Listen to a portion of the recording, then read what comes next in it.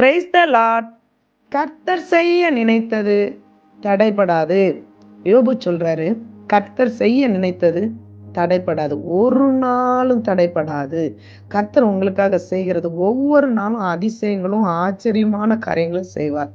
அவர் உங்களுக்கு செய்கிறது அற்புதத்தை நினைத்து நினைத்து நீங்க ஒவ்வொரு நாளும் நன்றி சொல்லுவீங்க. அவர் உங்களுக்கு செய்கிற ஒவ்வொரு காரியமும் ஒரு நாளும் தடைபடாது. ஆண்டவரை தேடி பாருங்க, அதுல அற்புதத்தை காண்பீங்க, ஜெயத்தை காண்பீங்க. இன்னைக்கு யாராவது இன்னைக்கு எனக்கு எந்த காரியம் எடுத்தாலும் ராசி இல்ல, தடையா இருக்கு, போராட்டமா இருக்கு அப்படின்னு நினைக்கிறீங்களா?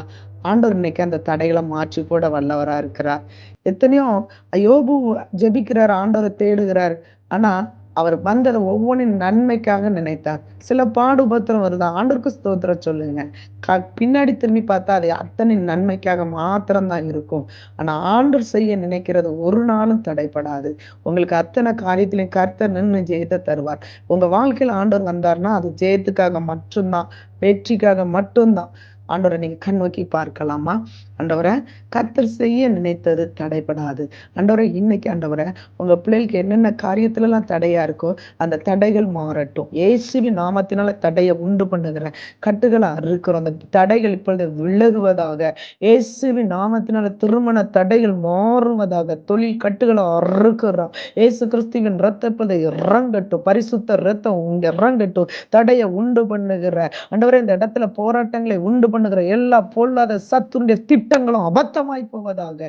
இயேசுவின் வல்லமையில ரத்தத்தை ஊற்றுகிறோம். தொழில முன்னேற முடியாதபடி ஒவ்வொரு நாளும் தடையை காணப்படுகிற அந்த கட்டுகள் அறுக்கப்படுகிறது. இப்பொழுது அந்த வல்லமை இப்பொழுது இறங்குகிறது மகனே. இயேசுவின் ரத்தம் இறங்குகிறது.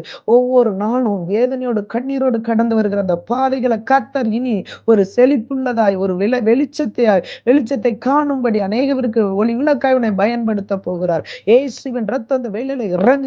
ஆண்டவரே, தடைகள் மாறட்டும். ஆண்டவரே, கண்மலையின் மேல் இருக்கிற ஒரு பட்டணமாய் ஆண்டவரே, இந்த வேளையில உங்களை நம்பிக்கொண்டிருக்கிற ஒவ்வொரு பிள்ளைகளும் வெளிச்சம் கொடுக்கட்டும். ஆசீர்வதிங்க, உயர்த்துங்க. அப்படி செய்கிறதற்காக ஸ்தோத்திரம். இயேசுவின் நாமத்தில் ஜெபிக்கிறோம் பிதாவே, ஆமென்.